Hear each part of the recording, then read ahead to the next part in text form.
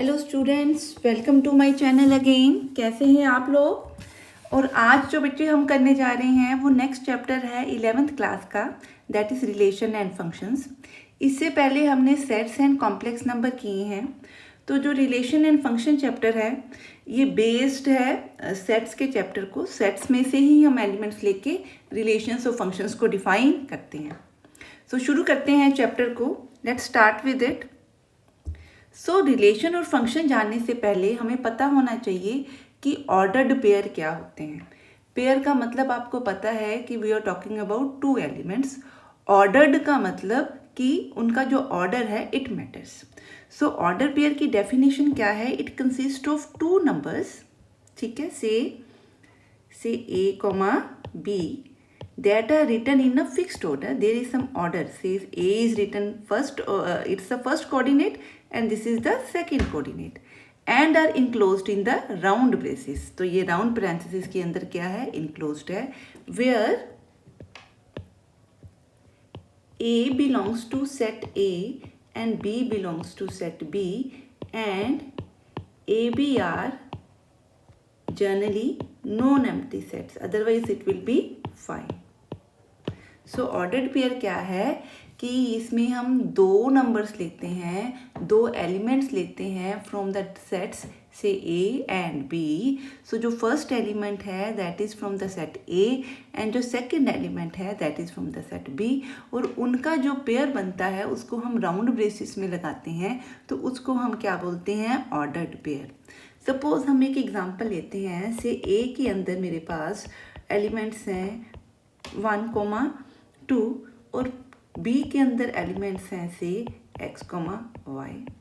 सो अगर मैं order pair बनाऊं from elements by taking elements from A and elements from y, सो ये मेरी जनरल टर्म, सॉरी यहाँ पे कुछ और लिख देते हैं, से A और B लिख देते हैं। ये मेरी जो x और y हमने लिया ये जनरल टर्म है। तो ये x और y क्या क्या रिप्रेजेंट कर सकती है? First element from A, second element from B। So first order pair हम क्या बना सकते हैं? A में से हम फर्स्ट एलिमेंट ले रहे हैं, B में से हम A ले रहे हैं। सो और क्या बन सकता है? इस A को, इस 1 को एसोसिएट किसके साथ कर सकते हैं? B के साथ। देखिए जो फर्स्ट कोऑर्डिनेट आ रहा है ऑर्डर्ड पेयर के अंदर वो किसको बिलोंग कर रहा है? A सेट को। जो सेकंड कोऑर्डिनेट आएगा वो किसको बिलोंग कर रहा है? बी सेट को। यही हमने यहाँ पे लिखा कि जो ऑर्डर्ड है, ऑर्डर्ड पेयर का मतलब ऑर्डर इंपॉर्टेंट है। पहला एलिमेंट फ्रॉम सेट ए आ रहा है और second element from set B आ रहा है। इस तरह से अगर आप इसको बनाओगे सो मैक्सिमम जो ऑर्डर्ड पेयर इसमें से बने, कितने बने? 4, 1, 2, 3 एंड 4। ठीक है, इसका मतलब अगर मेरे सेट O की कार्डिनैलिटी 2 है, सेट B की कार्डिनैलिटी 2 है, सो ऐसे कितने ऑर्डर्ड पेयर बनेंगे? 2 × 2 = 4। सो टोटल कितने ऑर्डर्ड पेयर बने? 4। ठीक है, और अगर सपोज मेरे पास किसी सेट की कार्डिनैलिटी 3 होती और B की कार्डिनैलिटी 2 होती तो ऑर्डर पेयर बनते 3 × 2 that is equal to 6। Means जो आपके पहले सेट की कार्डिनैलिटी है से M, जनरल कह दें इसको, जो सेकंड सेट की कार्डिनैलिटी है say N। So total number of order pair जो मैक्सिमम बन सकते हैं that is M × N।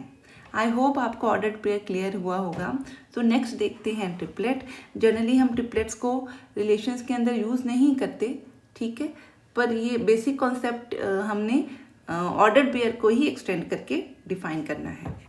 So an ordered triplet consist of 3 elements. इसमें बच्चे कितने एलिमेंट्स होंगे? 3 एलिमेंट्स होंगे, और वो तीनों एलिमेंट्स हमने 3 सेट से क्या किए हैं? लिए हैं। ठीक है, और इसमें कितने एलिमेंट्स हैं? 3 एलिमेंट्स हैं से x, y एंड z। जहाँ पे ये जो स्मॉल x है ये कौन से सेट से लिया गया है? कैपिटल X से। स्मॉल y किस सेट से लिया है? कैपिटल Y सेट से। स्मॉल z किस से लिया है? कैपिटल Z से। ठीक है, और यहाँ पे ये तीनों जो सेट्स हैं ये क्या हैं? Non empty. ठीक है, अगर सपोज मैं सेट x में ले लूँ 1, सेट y में ले लूँ 2 एंड 1 और सेट z में ले लूँ से 0, सो जो मेरे ऑर्डर ट्रिपलेट बनेंगे वो क्या बनेंगे, x से लिया हमने 1, y से लिया 2, z से लिया 0, कॉमा x से लिया 1, y से लिया 1, z से लिया 0, इसके अलावा कुछ भी नहीं बन सकते। ठीक है, तो कितने टोटल बने, 2 बने। कैसे बने, x का ऑर्डर क्या है 1, y का ऑर्डर क्या है 2, z का ऑर्डर क्या है 1। So total number of triplets जो बनेंगे वो कितने होंगे, order of x into order of y into order of z, that is equal to 2। तो यहाँ पे कितने ट्रिपलेट बच्चे बने, 2 ट्रिपलेट बने। ठीक है, ऑर्डर पेयर्स का और ऑर्डर ट्रिपलेट्स का आपको कॉन्सेप्ट क्लियर है। इसी को हम जनरल करके एन ट्रिपलेट को कॉन्सेप्ट भी जनरेट कर सकते हैं। नेक्स्ट है जी, जब हमने ऑर्डर ट्रिपलेट पढ़ लिए, तो जो नेक्स्ट हमारा कॉन्सेप्ट है that is the Cartesian product set. क्या होता है, जो आपने पीछे ऑर्डर पेयर बनाए, अगर उनको मैं एक सेट की फॉर्म में लिख दूं, जितने मैक्सिमम आपने ऑर्डर पेयर बनाए, तो उस सेट को हम क्या बोलते हैं, Cartesian product set. The Cartesian product of 2 sets को हम जनरली शो करते हैं किससे, x क्रॉस y से, या जनरली इसको a क्रॉस b भी लिखते हैं अगर सेट्स के नाम a और b हैं। ठीक है, और ये होता क्या है, ये एक सेट है किसका, ऑर्डर्ड पेयर्स का। ठीक है, वो सारे ऑर्डर पेयर जो बन सकते हैं, वेयर a बिलोंग करेगा कैपिटल A को, b बिलोंग करेगा कैपिटल B को।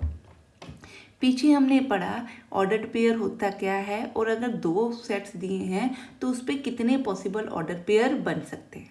ठीक है, सो उन ऑर्डर पेयर्स को अगर मैं कंबाइन करके उनकी कलेक्शन को एक सेट की फॉर्म में लिख दूं, तो वो क्या बन जाएगी, कार्टेशियन प्रोडक्ट। ठीक है, क्लियर है जी। अगर मैं कहूँ कि मैंने Cartesian product b cross a निकालनी है, तो मैं क्या लिखूँगी कि जो ये सेट बनेगा, इसमें फर्स्ट एलिमेंट किस में से आएगा, b में से, सेकंड कोऑर्डिनेट किस में से आएगा, a में से। तो ये कुछ इस तरह से लिखा जाएगा। ठीक है, ऑर्डर पेयर है तो ऑर्डर क्या करता है, मैटर करता है। ठीक है जी, देखिए आप अब इसकी डेफिनेशन पढ़िए।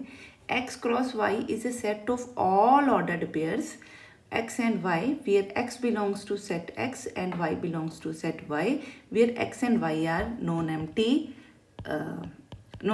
sets. So let's see one example of it. हमने पीछे ऑर्डर पेयर बनाया है, उसी को लेके चलते हैं। सपोज मेरे पास जो x है, मान लीजिए x इज इक्वल टू 1, 2, 3, और y के अंदर मेरे पास है से 6, 7 एंड से 8। ठीक है, सो अगर मैं इनके ऑर्डर्ड पेयर बनाऊं,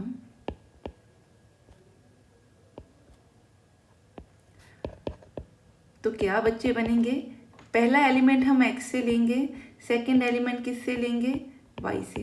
पहला एलिमेंट x से लेंगे, सेकंड एलिमेंट किससे लेंगे, y से। पहला एलिमेंट x से, सेकंड एलिमेंट y से। ठीक है, तो आपने फर्स्ट x का 1 लिया और y के सारे एलिमेंट्स के साथ उसका क्या बनाया, ऑर्डर्ड पेयर। अब हम क्या करेंगे, x का सेकंड एलिमेंट लेंगे और उसको y के सारे एलिमेंट्स के साथ कंबाइन करके उसका क्या बनाएंगे, ऑर्डर्ड पेयर।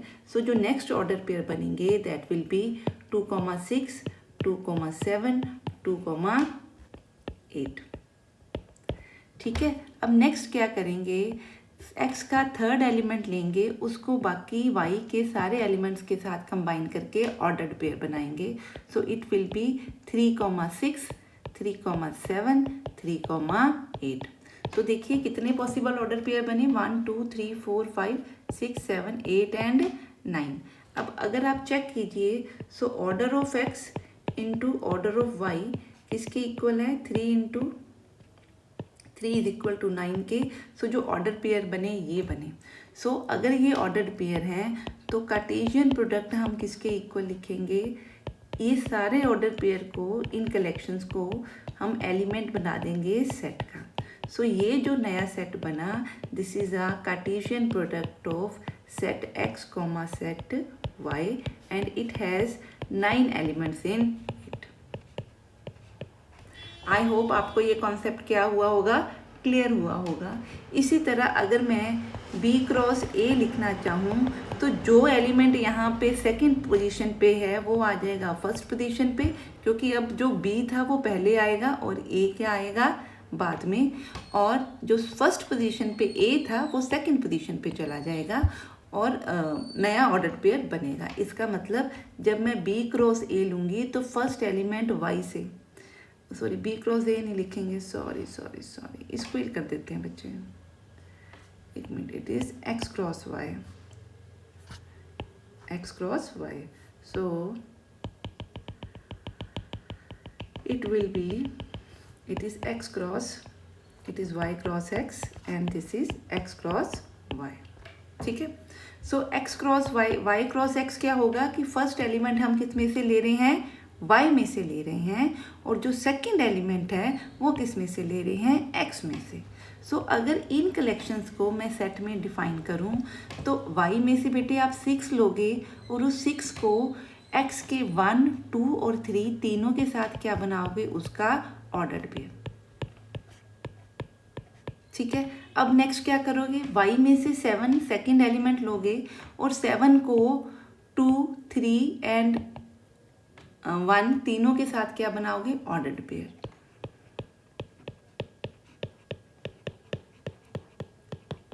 अब आप क्या करोगे, y में से फर्स्ट एलिमेंट लोगे, सो फर्स्ट ऑर्डिनेट क्या होगा 8, सेकंड ऑर्डिनेट कहाँ से होगा, x में से। x में से क्या ले रहे हैं, 1 भी लेंगे, 2 भी लेंगे और 3 भी लेंगे, ताकि सारे मैक्सिमम पॉसिबल कॉम्बिनेशन बन सके, ठीक है। आप चेक कर लीजिए इसमें भी कितने एलिमेंट्स हैं, 9 एलिमेंट्स हैं, और x क्रॉस y किसके इक्वल है, ये जो नया सेट बना। अब ये जो दो सेट है अगर आप इनको ध्यान से देखो तो क्या x cross y cross x के इक्वल बन रहा है, नहीं बन रहा, ठीक है, ये नहीं बन रहा। इसका मतलब जो कार्टेशियन प्रोडक्ट है वो कभी भी कॉम्यूटेटिव, कभी नहीं, मतलब समटाइम्स होती है जब इक्वल सेट्स होते हैं, अदरवाइज ये कॉम्यूटेटिव नहीं होती। पॉइंट्स हैं जो हमें नोट करने वाले हैं जब हम कार्टेशियन प्रोडक्ट्स की बात करते हैं। सो हमने लिखा, ये हमने अभी की भी है प्रॉपर्टी जब हमने पीछे एग्जांपल की, कि अगर मैं ऑर्डर देखूं कि इस सेट का ऑर्डर क्या है, तो ये इस सेट का ऑर्डर या इस सेट की जो कार्डिनैलिटी होती है कार्टेशियन प्रोडक्ट की, वो किसके इक्वल होती है, cardinality of the first set into cardinality of the second set. और ये हमने पीछे देखिए, जो पीछे हमने एग्जांपल की, उन एग्जांपल्स में हमने प्रूफ भी किया है कि इस सेट की जो कार्डिनैलिटी है 9 आ रही है, और 9 किसके इक्वल है, cardinality of order of x cross y किसके इक्वल आ रही है, order of x into order of y, that is equal to 9। So hence अगर मैंने कार्टेशियन प्रोडक्ट की कार्डिनैलिटी निकालनी है तो उसके फर्स्ट ऑर्डिनेट वाले सेट की और सेकंड ऑर्डिनेट वाले सेट की, कोऑर्डिनेट वाले सेट की जो कार्डिनैलिटीज़ हैं उनको हम आपस में मल्टीप्लाई कर दें तो it will be with same as the cardinality of the Cartesian product. हाँ जी, नेक्स्ट है, उसने क्या लिखा है कि x क्रॉस y तभी इक्वल होगा y क्रॉस x के अगर x और y दोनों इक्वल सेट होंगे, अदरवाइज ये कभी भी इक्वल नहीं होंगे, क्योंकि इसमें ऑर्डर्ड पेयर है। सो जो ऑर्डर है, जब आप सेट में वैल्यूज़ लिखते हो या ऑर्डर में लिखते हो तो वो मैटर करती हैं। अगर y और x इक्वल हैं तो ही जो ये कार्टेशियन प्रोडक्ट है ये इस तरह का कॉम्युलेटिव कॉन्सेप्ट देगी, अदरवाइज ये कभी भी इक्वल नहीं होंगे। पीछे जो हमने एग्जांपल की, आप इसमें देखिए x क्रॉस y और y क्रॉस x में ये जो आंसर्स हैं ये मैच नहीं कर रहे, क्योंकि ऑर्डर्ड पेयर है तो ऑर्डर मैटर करता है। 1 और 6 और 6 और 1 सेम नहीं है। सो इसका मतलब कि अगर x और y इक्वल नहीं है तो ये इक्वल कार्टेशियन प्रोडक्ट भी उनकी आपस में इक्वल नहीं होगी, ठीक है। अगर मैं x लूँ 1,2, y लूँ 1,2 और मैं x क्रॉस y निकालूँ तो x क्रॉस y बन रहा है 1 1 1 2 2 1 2 2। यहाँ पे पहला एलिमेंट हमने कहाँ से लिया, x में से, सेकंड एलिमेंट किस में से लिया, y में से लिया। अगर मैं y क्रॉस x निकालूँ तो पहला एलिमेंट हम लेंगे y में से, सेकंड एलिमेंट लेंगे हम x में से। तो एलिमेंट्स बनेंगे आपके 1 1 1 2 2 1 2 2। इस केस में देखिए जो x क्रॉस y है ये किसके इक्वल आ रहा है, y क्रॉस x के। ये कौन सा केस है, जब x और y आपस में क्या हैं, इक्वल हैं।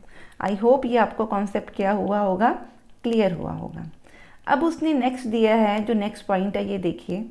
नेक्स्ट उसने कहा है कि x क्रॉस y 5 होगा अगर x और y आर बोथ नल और 5 सेट। इसका क्या मतलब, अब ऑर्डर पेयर में अगर x क्रॉस y 5 का मतलब कि इसमें कोई ऑर्डर्ड पेयर नहीं आ रहा। ऑर्डर्ड पेयर हम तभी बनाएंगे अगर x और y क्या हैं, नॉन एम्प्टी सेट्स हैं। अगर ये नॉन एम्प्टी सेट नहीं है, इनमें से कोई एक भी क्या है, 5 है, तो ऑर्डर पेयर नहीं बन सकता। चाहे y 5 हो जाए, चाहे x 5 हो जाए, या अगर दोनों ही क्या हो जाए, 5 हो जाए, तो जो कार्टेशियन प्रोडक्ट है उसमें भी कोई ऑर्डर पेयर नहीं आएगा। That will be a empty set. तो उसको भी हम क्या बोलेंगे, 5 सेट। ठीक है, वी कांट राइट a, 5। ठीक है, इस तरह के ऑर्डर पेयर नहीं होते। So it is a wrong concept. So a cross b का आंसर क्या आएगा, 5 कब बनेगा, जब इन दोनों सेट में से कोई एक भी 5 हो जाए या दोनों 5 हो जाए, तो हम ऑर्डर पेयर डिफाइन नहीं कर सकते। ठीक है, तो ऐसे सेट्स को क्या बोलते हैं, 5 सेट। हाँ जी, अब नेक्स्ट उसने दिया है कि x and y is infinite set. x और y के जो ये है कार्डिनैलिटी है, सॉरी कार्टेशियन प्रोडक्ट है, वो इनफाइनाइट है। वो ये किस केस में होगा, जब इन दोनों में से कोई भी एक सेट क्या बन जाएगा, इनफाइनाइट, या दोनों ही क्या होंगे, इनफाइनाइट। मीन्स जब मैं ऑर्डर पेयर बना रही हूँ तो कोई एक ऐसा सेट है जो इनफाइनाइट है। सो जब मैं ऑर्डर पेयर बनाऊंगी तो उस सेट के एलिमेंट्स इनफाइनाइटली जाएंगे। सो मेरा आउटपुट भी जो आएगी वो इनफाइनाइट होगी। सपोज अगर मैं एग्जांपल लूँ कि x में मेरे पास 1,2 है, y के अंदर मेरे पास 1,2 एंड सो ऑन है। सो मेरी जो कार्टेशियन प्रोडक्ट बनेगी वो क्या बनेगी, 1,1 1,2 1, डॉट एंड सो ऑन। ठीक है, 3 यानी ये कंटिन्यूस चलते जाएंगे। इसी तरह 2,1 2,2 2,3 एंड सो ऑन। सो ये जो कार्टेशियन प्रोडक्ट है ये भी क्या बन जाएगी, इनफाइनाइट सेट। ठीक है, नेक्स्ट देखते हैं जी, graphical representation of a set x cross y। Suppose एक एग्जांपल ले लेते हैं, से x के अंदर मेरे पास एलिमेंट हैं 1,2, y के अंदर एलिमेंट्स हैं से 3,5। ठीक है, अब जब हमने इन पॉइंट्स को या इस कार्टेशियन प्रोडक्ट को रिप्रेजेंट करना है ग्राफिकली, तो मैं क्या डिफाइन करूँगी बच्चे, मैं दो जैसे एक्सिस लेते हैं वैसे दो परपेंडिकुलर लाइंस डिफाइन कर दूँगी। ठीक है, जो सेट अगर आप x क्रॉस y डिफाइन कर रहे हो, आपको पता है ये कुछ इस तरह से होता है डिफाइन, कि फर्स्ट एलिमेंट से किससे आ रहा है, सेट x में से, और सेकंड एलिमेंट किस में से आ रहा है, सेट y में से। सो जो फर्स्ट एलिमेंट के पॉइंट्स हैं वो हम शो करेंगे इस लाइन के ऊपर। ठीक है, हॉरिजॉन्टल लाइन के ऊपर, इसको मैंने x लिख लिया। जो आपका सेकंड कोऑर्डिनेट है, ठीक है, y, उसको रिप्रेजेंट करेंगे वर्टिकल लाइन के ऊपर, इसको मैंने क्या लिख लिया, y लिख लिया। ठीक है, और ये लाइंस आपस में क्या हैं, परपेंडिकुलर। अब मैं पहले इसकी कार्टेशियन प्रोडक्ट ड्रॉ करती हूँ। x क्रॉस y का आंसर क्या होगा, पहला एलिमेंट 1 है, 1 को 3 एंड 5 दोनों के साथ ऑर्डर पेयर बनाएंगे। नेक्स्ट हम क्या कर रहे हैं, x में से क्या ले रहे हैं, 2 ले रहे हैं, तो अगला order pair x is equal to 2 का 3 एंड 5 से बनेगा। ठीक है, तो हमारे पास कितने बने, 4 एलिमेंट्स बने। ठीक, अब यहाँ पे मैं क्या कर रही हूँ, पॉइंट्स डिफाइन कर रही हूँ।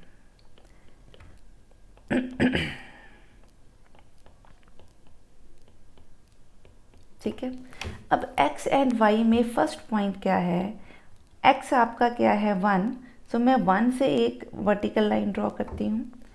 y आपका क्या है 3, तो मैं 3 से एक हॉरिजॉन्टल लाइन ड्रॉ करती हूँ। ये जिस पॉइंट पे मीट करते हैं, ये जो आपका पॉइंट है, ये आपका क्या है, ऑर्डर्ड पेयर वाली एलिमेंट है, या इस सेट का एक एलिमेंट है। इसी तरह अगला क्या है 1,5। सो यहाँ से मैं क्या ले रही हूँ, 1 वाली लाइन, इसको एक्सटेंड कर रही हूँ। y में से क्या ले रही हूँ, 5 वाली लाइन, इसको एक्सटेंड कर रही हूँ। ये दोनों आपस में जहाँ मीट करती हैं वो पॉइंट आपका क्या है, 1,5। हाँ जी, नेक्स्ट है 2,3। यहाँ से 2 ले रही हूँ और यहाँ से 3 वाली लाइन को ले रही हूँ, तो ये जो पॉइंट बनेगा दिस इज़ 2,3। ठीक है, नेक्स्ट पॉइंट आपका क्या रह गया, 2,5। 2 आपका किस पे है, x एक्सिस के ऊपर, 5 आपका किसके है, y एक्सिस के ऊपर। इन लाइनों को, क्योंकि ये ऑलरेडी ड्रॉन है, ठीक है, तो आप इनको वैसे वर्टिकली और हॉरिजॉन्टली लाइन ड्रॉ करके जहाँ इंटरसेक्ट करे हैं वो पॉइंट्स क्या बनेंगे, 2,5। सो ये जो ग्राफ बना और यहाँ पे ये जो 4 पॉइंट्स हैं, ये क्या रिप्रेजेंट कर रहे हैं, Cartesian product of x and y। हाँ जी, आई होप ये आपको कॉन्सेप्ट क्लियर हुआ होगा। नेक्स्ट है जी diagrammatical representation of a set.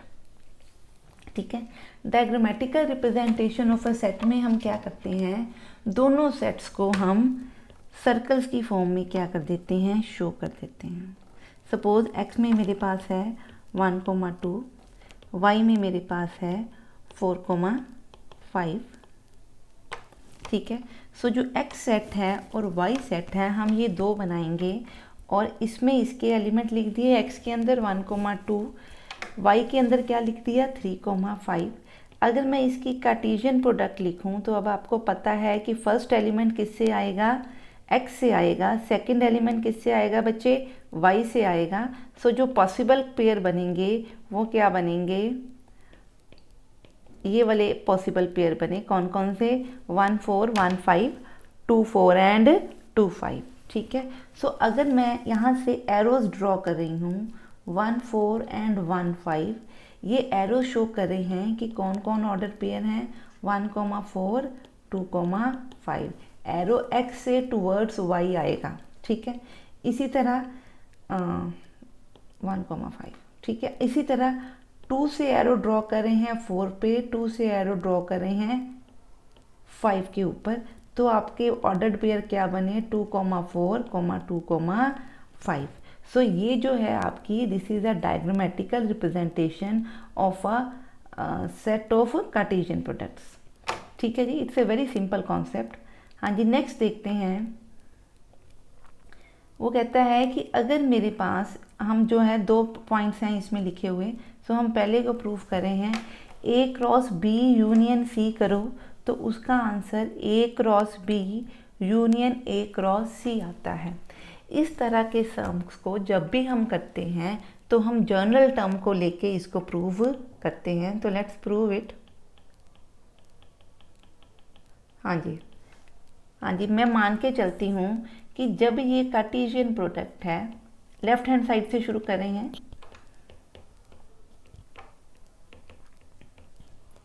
ठीक है, अब ये कार्टेशियन प्रोडक्ट है, ये आपका फर्स्ट ऑर्डिनेट का एलिमेंट यहाँ से आएगा, सेकंड ऑर्डिनेट का एलिमेंट यहाँ से आएगा। सो मैं लूँ let A, B belongs to A cross B union C, तो दैट इम्प्लाइज बच्चे A बिलोंग करता है कैपिटल A को, B बिलोंग करता है B यूनियन C को। ठीक है, मेरी बात समझ में आई, क्योंकि ये ऑर्डर्ड पेयर है ना। सो जो A है वो आएगा A में से, और जो B आएगा वो सेकंड सेट क्या है, पूरा का पूरा B यूनियन C। सो मैं इसको लिख सकती हूँ A belongs to A and क्यों लिखा, क्योंकि ये डेफिनेटली B किस में से है, इसमें से, इसका मतलब and B belongs to B union C। ठीक है, अब इसको मैं ओपन कर रही हूँ। जब यूनियन होती है तो इसका मतलब या तो B किसको बिलोंग कर रहा है, कैपिटल B को, या B किसको बिलोंग कर रहा है, कैपिटल C को, या ये दोनों को क्या करता है, बिलोंग करता है। ठीक है, सो मैं इसको क्या लिख सकती हूँ, B बिलोंग्स टू B और B बिलोंग्स टू C, या B किसको बिलोंग करता है, C को। अब बाहर एंड है, अंदर और है। जैसे हम कुछ इस तरह के कॉन्सेप्ट्स को खोलते हैं तो इसको हम क्या लिखते हैं, A dot B plus A dot C. So मान लो डॉट की जगह पे क्या है एंड और प्लस की जगह पे क्या है और, तो अब अगर ये खुलेगा तो क्या बनेगा, A and B plus A and C.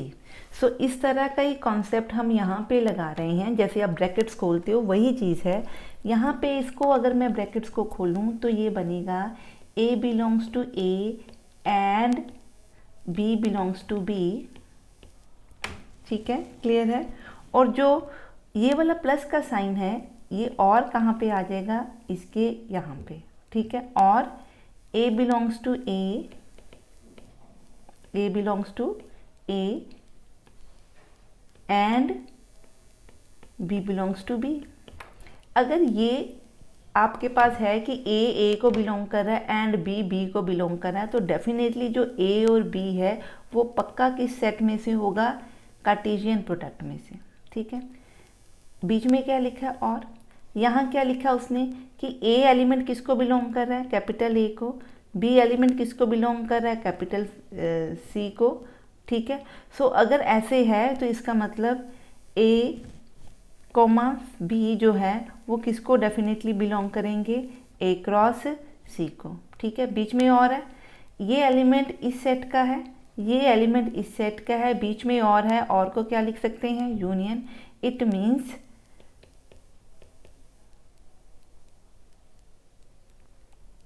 Sorry एक minute, A cross it means जो ए कॉमा बी है वो किसको बिलोंग कर गया, A cross B union A cross C को। ठीक है, हम बच्चे कहाँ से चले थे, इस स्टेप से चले थे कि ए बी किसको बिलोंग करता है, इस पार्ट को बिलोंग करता है। हमने प्रूफ क्या कर दिया, ए बी इसको बिलोंग करता है। इट मीन्स मैंने क्या प्रूफ किया कि ये वाला जो सेट था जहाँ से हम चले थे उसका हर एलिमेंट इसका एलिमेंट बन रहा है, तो it is a subset of this. ठीक है, ये हम लेफ्ट हैंड से चले और हमने प्रूफ कर दिया कि जो लेफ्ट हैंड साइड है वो राइट हैंड साइड के क्या है, का सबसेट है। सिमिलरली अगर मैं राइट हैंड से चलूँ और मैं प्रूफ कर दूँ कि जो ये आपकी राइट हैंड साइड है वो क्या है, सबसेट है लेफ्ट हैंड साइड का। So from A comma B, क्योंकि ये दोनों सेट एक दूसरे के सबसेट बन रहे हैं तो हैंस ये दोनों आपस में क्या होंगे, इक्वल। यहाँ से मैं ऊपर लेके आ रही हूँ, hence A cross B union C will be equal to A cross B union A cross C बनेगा। ठीक है, क्लियर है। सो हमें जो है पहले लेफ्ट हैंड साइड से चलना है और प्रूफ करना है कि जो लेफ्ट हैंड साइड वाली एक्सप्रेशन है that is a subset of right hand side. फिर हमने हमने कंसीडर करनी है right hand side.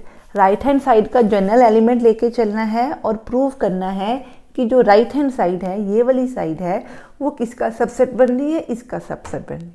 So from दोनों पार्ट से हमें प्रूफ हो जाएगा कि ये दोनों आपस में एक दूसरे का सबसेट बन रहे हैं। तो जब भी ये सबसेट बनेंगे तो वो आपस में क्या होंगे, इक्वल होंगे। आई होप ये कॉन्सेप्ट आपको क्लियर हो रहा है। हाँ जी, आज का जो टॉपिक है इसमें अब हम कुछ प्रैक्टिस क्वेश्चन कर रहे हैं। सो लेट्स, वो कहता है कि सेट ए के अंदर कुछ एलिमेंट्स हैं। से सेट ए के अंदर कितने एलिमेंट्स हैं, 3। सो इसकी कार्डिनैलिटी क्या है, 3। सेट बी में उसने कितने एलिमेंट्स दिए हुए हैं, 3 दिए हुए हैं। तो सेट बी में भी कितने एलिमेंट्स हैं, 3। और सेट बी है क्या, 3, 4, 5। क्या कहता है, find the number of elements in A cross B. So A cross B के एलिमेंट्स किसके इक्वल होते हैं, हमने पढ़ा है n of A into n of B that is equal to order of A कितना है, 3, ऑर्डर ऑफ बी भी कितना है, 3। ये दोनों चीज़ें एक ही बात होती है, एन ऑफ ए लिख लो या ऑर्डर ऑफ ए लिख लो। ठीक है, तो इसका आंसर बच्चे क्या बन गया, 9। सो जो इसकी कार्डिनैलिटी है कार्टेशियन प्रोडक्ट की, या जो ऑर्डर है कार्टेशियन प्रोडक्ट का, वो किसके इक्वल है, 9 के इक्वल। अब हमें नेक्स्ट एग्जांपल दी है कि जी में दिया हुआ है 7, 8, एच में दिया हुआ है 5, 4 एंड 2। तो मैंने निकालना है G क्रॉस H। सो G क्रॉस H में कितने एलिमेंट्स आएंगे? ऑर्डर ऑफ G दिया हुआ है 2, ऑर्डर ऑफ H दिया हुआ है 3। So order of G cross H या order of H cross G किसके इक्वल बनेगा? 2, 3, 3 इंटू 6 क्या बनेगा बच्चे? ये 6 बन जाएगा। ठीक है। सो जो कार्टेशियन प्रोडक्ट बनेगी दोनों, उनमें कितने कितने एलिमेंट्स आएंगे? 6 एलिमेंट आएंगे। अब क्योंकि जब मैं G इंटू H लिख रही हूँ तो मेरा जो पहला एलिमेंट है वो G में से आएगा और सेकंड एलिमेंट किस में से आएगा? H में से आएगा। सो पहला एलिमेंट 7 लिया और उसको इन सब के साथ क्या किया? कंबाइन करके क्या बनाए? Ordered pair. ठीक है, कॉमा। अब मैंने G में से सेकंड एलिमेंट लिया, सेकंड एलिमेंट क्या है? 8 है। इसको मैंने कंबाइन किया H के साथ और मैंने क्या बनाए? डिफरेंट जो पॉसिबल ऑर्डर्ड पेयर हैं। सो ये जो मेरा सेट बना, ये क्या बना? G क्रॉस H या Cartesian product of G into H। Similarly जब मैं H और इंटू G लिख रही हूँ तो जो भी यहाँ पे ऑर्डर्ड पेयर है उसका उल्टा हो जाएगा। मतलब जो 7 था वो इधर चला जाएगा, जो 5 है वो इधर चला जाएगा। ठीक है, तो मैं यहीं से बना रही हूँ। तो जो नया ऑर्डर्ड पेयर बनेंगे इस सेट के अंदर, दैट विल बी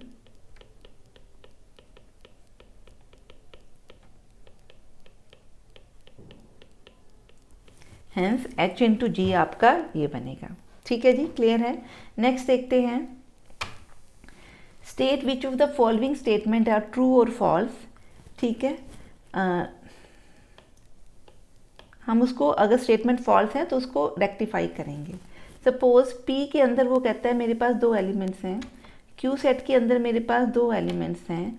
सो वो कहता है P और Q में कितने एलिमेंट्स दिखा रहा है? वो 2 एलिमेंट दिखा रहा है। तो क्या ये करेक्ट है? नहीं जी, ये क्या है? फॉल्स है। P क्रॉस Q में कितने एलिमेंट्स बनेंगे? M को N और M दोनों के साथ ऑर्डर्ड पेयर बनाएंगे। ठीक है, अब कॉमा, पहला एलिमेंट क्योंकि P से लेना है तो अगला एलिमेंट हम N लेंगे। N को M और N दोनों के साथ क्या बनाएंगे? Ordered pair. ठीक है, सो फाइनल आंसर हमारा 4 एलिमेंट्स बनना चाहिए। 2 into 2, total P into Q में कितने एलिमेंट्स होंगे? 2 इंटू 2 4 एलिमेंट्स होंगे। तो यहाँ पे कितने एलिमेंट्स हैं? 4। सो ये करेक्ट आंसर है। ठीक है, अब नेक्स्ट देखते हैं, if A and B are non empty set, ठीक है, then A and B is a non empty set of ordered pairs of X and Y such that X belongs to A and Y belongs to B। ये वही definition ही है जी Cartesian product की, तो this is correct, इसमें कोई problem नहीं है। जो ये डिफाइंड है ये चीज़ क्या है? ट्रू है। तो यहाँ कुछ और करने की ज़रूरत नहीं। हाँ जी, नेक्स्ट है कि उसने A दिया हुआ है 1 क्रॉस 2, B दिया है 3 क्रॉस 3, 4 और वो कहता है कार्टेशियन प्रोडक्ट निकालो B इंटरसेक्शन 5 का। अब B इंटरसेक्शन 5 करो, अगर आप 5 के साथ किसी भी सेट की इंटरसेक्शन करो तो आंसर क्या आता है बच्चे? 5 आता है। तो इसका आंसर क्या बनेगा? 5। सो मैं क्या कर रही हूँ? प्रोडक्ट कर रही हूँ किसकी? A की किसके साथ? 5 के साथ कार्टेशियन प्रोडक्ट ले रही हूँ। और हमें पता है कि कार्टेशियन प्रोडक्ट का आंसर तभी आएगा जब उनमें से दोनों सेट क्या, अगर उनके दोनों सेट क्या होंगे? Non empty. यहाँ पे जो सेकंड सेट है जिसमें से सेकंड कोऑर्डिनेट आना है वो 5 है, तो जो कार्टेशियन प्रोडक्ट है वो एक क्या बनेगा? Empty set. तो ये आंसर भी आपका क्या है बच्चे? ट्रू। ठीक है जी, क्लियर है। हाँ जी, नेक्स्ट देखते हैं, उसने दिया है A सेट दिया है, B दिया है, C दिया एंड D दिया है। We are not using D, यहाँ पे कुछ प्रूफ करने के लिए D है नहीं, तो वेरीफाई करना है A cross B intersection C is equal to A cross B intersection A cross C। So पहले हम लेफ्ट हैंड साइड सॉल्व करते हैं इस साइड पे और इधर हम करेंगे right hand side. Left hand side solve करने के लिए मेरे को आंसर चाहिए B इंटरसेक्शन C। सो B इंटरसेक्शन C किसके इक्वल है? अगर आप B की C के साथ इंटरसेक्शन करो तो B इंटरसेक्शन C का आंसर बच्चे क्या बन रहा है? 5 बन रहा है। B इंटरसेक्शन C का आंसर क्या बन रहा है? 5 बन रहा है।